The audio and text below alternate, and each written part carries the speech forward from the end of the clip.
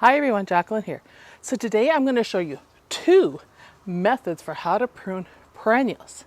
Now, depending on the zone or the climate you are in, you might prefer one method over the other. So I'm going to show you both and you can decide what works best. For me, in a cold climate, it really depends on the shape of the plant.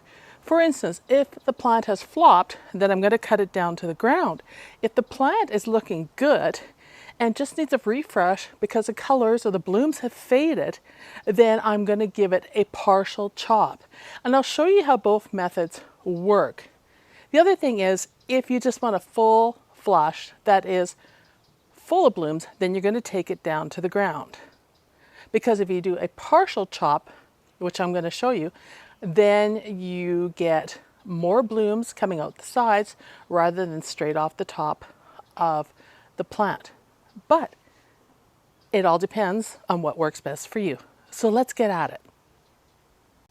Okay, so the first thing you want to look at is the condition that your plants are in.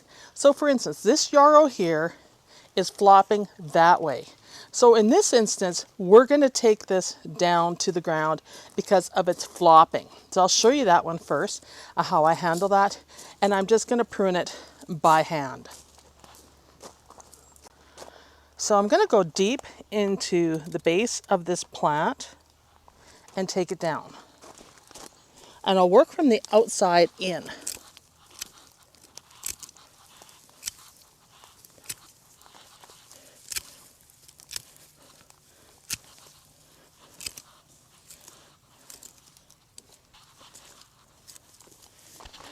Now, if you have head shears, you could use that to do this much faster. And just gradually remove them. Now, if you need to make precision cuts, definitely use your pruners. But if you want to get the job done fast and it's flopping like it is right now, then go hard and get those hedge trimmers out and let's take this down. This is the fastest.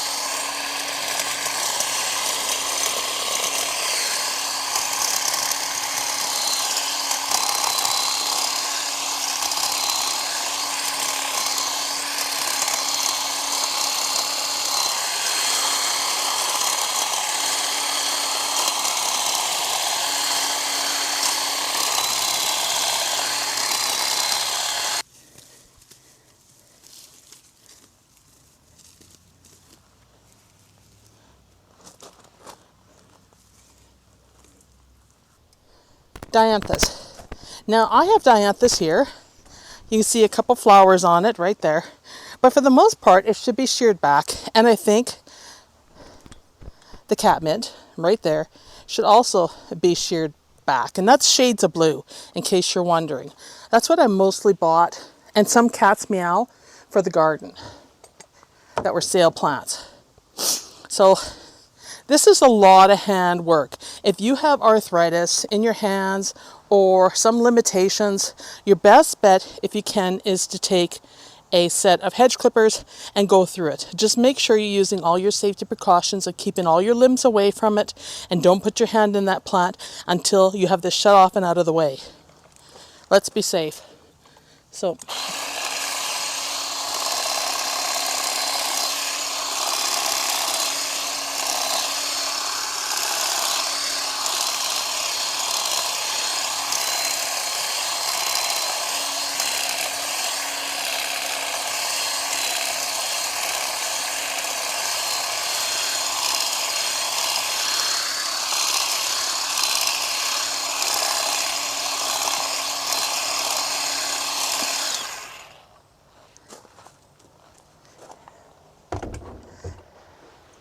that is my preferred method for dealing with dianthus. You can't beat it. And then just get the weeds out, because you can see them now because they're buried in there. And that's a big job done. You can clean them up if you want.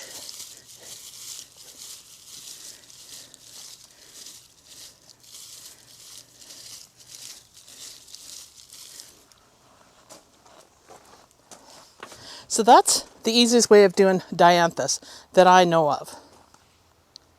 Nepeta, you can come in and you can just take the buds off unless it has flopped, and just cut it down to after that bud set, because it will form new blooms right away.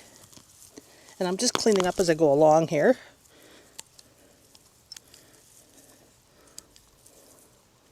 You can use the hedge trimmers for this as well. Much better. Here's a yarrow that doesn't look too bad. We have a bit of flopping right in here and right down here. So I want to maintain the blooms on this because it's still looking good. So we're going to do a partial chop. Show you what I mean by this.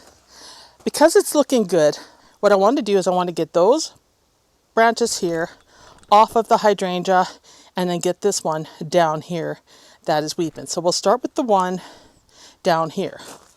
And all I'm going to do is come in low and take that off to get it off the ground and open things up. So that made a huge difference. And of course, any broken branches we can take off too. And I'm going to show you why this is beneficial. Now I'm going to come in here and I'm going to take these off to get it from flopping. So just come down in here, take off those branches that are flopping, and then take off the branches that are leaning on the plant.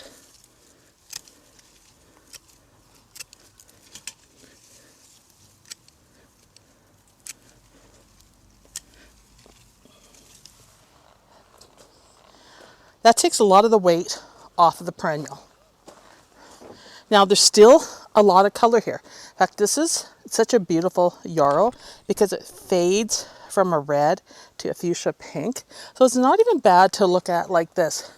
Some yarrows fade to a dirty brown. I mean, eventually these will get there, but these are still pleasant. So because they still look pleasant, we're going to come in and do a partial cleanup. I'm going to see if I can show you how these work. In the yarrow, you will see, and there's lots of bees on it, new shoots. I don't know if you can see down there. See if I can give this to you. New shoots are coming right there.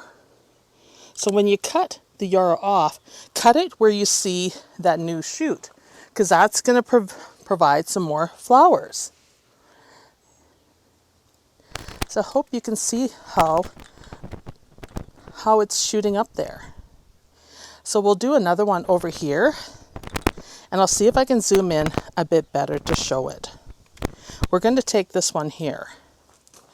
So I'm going to look down at the plant into the center of it for where there's new stems coming or new buds. If I don't see any, I'm going right there. So you'll see more new buds coming all the way around in here. Same with this one. Take it there. And let these new buds in here now take over.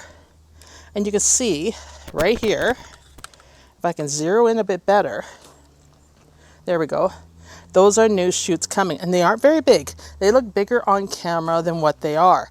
So that's how you would deadhead a plant that is looking good, not overly flopping, and you just want to clean up the color so it looks crisp. Let's do the rest of it here. And you can see on camera all the ones that are light colored. So I'm just going to go in and take them. So I'm going down. You can see here, I'm taking the top off basically, because there's those buds coming right there. And it really does make a huge difference in cleaning up the plant. Now, let's say you make a mistake and you take too much off and you take a bud with it. These will recover. It doesn't take long before they go out and set new blooms. And that's what I like about yarrow. It's a cut and come again perennial, believe it or not. So let's take this one here. And then we have one flopping right here. So we'll just go down and just take that right out of the way. Now Rob's put a bit of fence in there for what he's doing to keep the plant away from the fence. But that isn't something I did. That is him because he's working out here. There we go. And you can see how faded these are. And I'll just take a pinch here.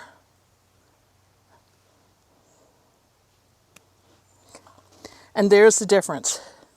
This is nice and bright red. This is fading. So just finish this one.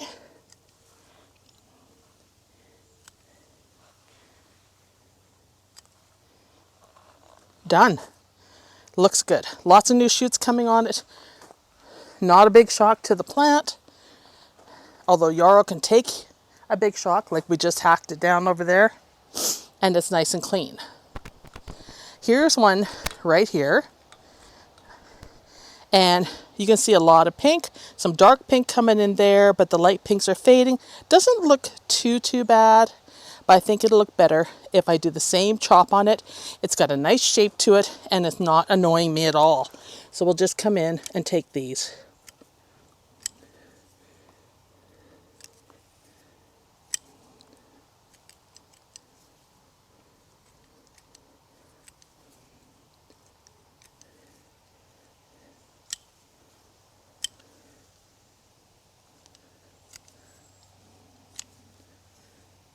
There we go. And you can see right here, new shoots coming in. I'll just zoom in. There you go. You can see the new shoots right here. So, looks good.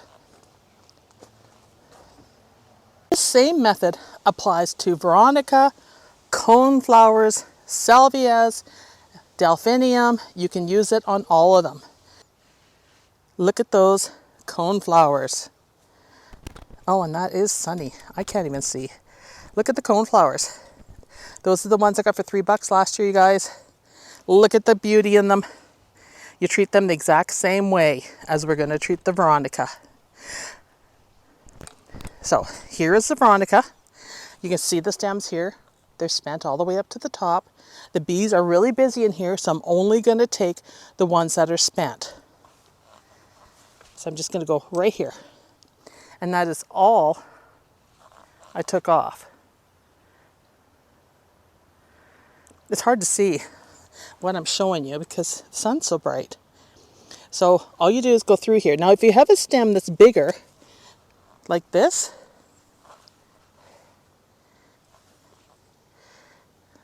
God, I can't see. Like that, take the whole stem.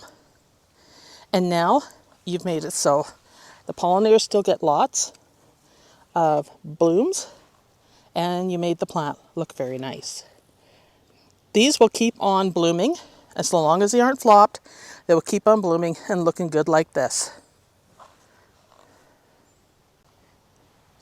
See this plant right here? See the new shoots coming? They're right there. Those are new flowers coming. Same with this one being chopped back. Look at that. There's the new shoot right there. So it's good to keep them pruned and keep them blooming and looking beautiful.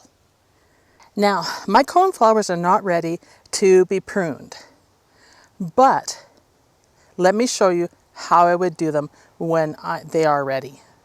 And hopefully my shadow will help. Okay, so we can see the stem of the flower right here. Trace the stem of this plant down back to the first set of leaves and snap it there. That is how you're going to prune your coneflowers, because they also will send up side shoots. And dahlias do this too. So when your plant is like this, this shoot will be new, and it encourages it to send new growth. So that is how I prune coneflowers. Salvias, all of them. delphinium, heliopsis, blanket flowers, any of the perennials, you can go that route. Unless it's flopped, then I do a hard chop, chop, chop. I am looking sweaty and very gross, but I'm going to show you delphinium next. And I hope that my two methods of pruning perennials really helps you in your garden, and that it keeps your garden looking beautiful for as long as we can. For those in cold climates where our seasons are short, this will give you blooms right up till fall. And warm climates where you get so much heat it dries everything out, this will also help you to encourage more blooms on your plants and keep them looking their best. All right, I'll leave you with how I chop the delphinium down, and I'll see you in the next video. Bye, everybody.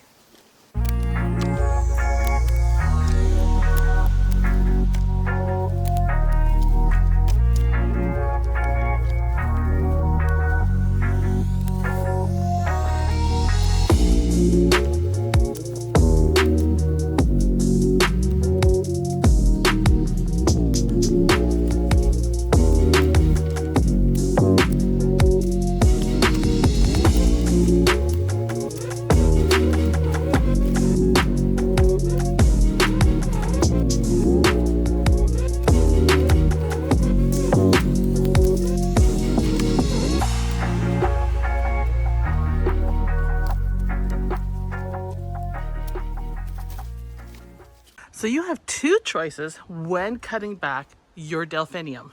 You can cut them right to the ground, which I've done in previous videos, or you can shear them off where the buds end, or where the old flowers end. And so you can see here, I cut them back this year. I'm not shearing them to the ground. Now what happens with these plants, and I'll see if I can show you up good and close. See this right here? It is sending out new shoots. Now what you can get from that is leaves and or more flowers. So it will send out side shoots and give you flowers. It won't be the same display that you had in the spring where it's full-blown tall spikes. These will be more branched out, wider spikes in here, which is fine. Also, you can leave the green foliage in this area so that you don't have to look at a bare ground with a bunch of stubble, which is the small plants that are starting to come back from the root base. I'm just going to take this one out here. The other thing you can do is during this time, when you find stalks that are dried out, and this is not dried out, I'll show you what they look like dried out. You can take those and you can sprinkle them in this bed to create more plants. And let me show you the easiest way to do this. This is so simple, and it does the trick. Those will probably sprout in 2 or 3 weeks, and or in the fall, and sometimes not till next spring. But it will fill this bed in. And I think if you look down here, that's what I did in this area, because this was a bare corner. It was not filled out nice at all. So you take a stem like this that's all dried up, look at how they've opened up, and you just shake it into the bed. And you can do that from the top, or you can go down to the bottom of the bed and put your hand in there and gently shake it all over the place in that bed. But these are what you want, and when they're open, to get those seeds. And we just go through these. You will see there's probably some seeds left. This one's pretty much dried out, but here we go. Right in there, there's your seeds. All these stems will be just full of them. You will get a lot of seeds out of one delphinium plant. See, look at that already in my hand. So you can shake it if it's dry enough. These are a little wet because we watered. And then you just take them and just sprinkle them over the bed. And that's how you thicken your patch. You can also save those seeds and add them to other areas of the garden because you know exactly what you're going to get out of these because you've seen them in bloom. So those are 2 tips for cleaning up delphinium. You will notice though, if we kind of scan through here, I'm just going to open that up a bit. You can see exactly how they die out in the center. But down at the bottom, they will send out new shoots off the root, which is great. So you do have that option there. I went along the edge and I just really just cleaned this up and picked off as much as I could along the edge. I'll give it a good watering now. That'll be the next thing for these. And if you want, this would be the time to do a good fertilizer. And you want to use something for blooms, to bring on lots of flower blooms. And you probably would get a quicker show of the delphinium. This year, the delphinium are looking really, really good because we haven't had a lot of rain. And if you water from the bottom, you're not going to get mildew. Delphinium will get mildew from overhead watering or from a lot of rain. It doesn't hurt the plant. You can mix up a concoction of milk and water, and you can take that and spray it all over your leaves to get rid of that mildew, and it works. But why bother? You know, try to water from the bottom. Drip lines are ideal for delphinium. They love it. But you can see here, this is just a wild filled bed, and that's what you want. The more the bed is filled with plants, the more blooms you're going to get and the more beautiful it's going to be. Over here, they're a bit shorter. They weren't as thick of stalks in this area, and you can see that. And then in some areas, the stalks are huge, nice and thick. Like this is kind of an in-between here. And this is where you're getting into the thicker stalks right down here. And that's where I took the cut. Take your cuts at where leaves join, because that's where the bloom. And see, I busted a leaf there, but there's still one there, so that's fine. And that's where they'll send out the new shoots and add some height, because they're going to come up like this in that bed. If you want, you can also clean out stuff like this where it's been collecting the leaves. Give them a good shake. Pick them out if you're that, you know, if it bothers you. I was going to say if you're picky. Or just pick the leaf off. Even easier. But that is the best way.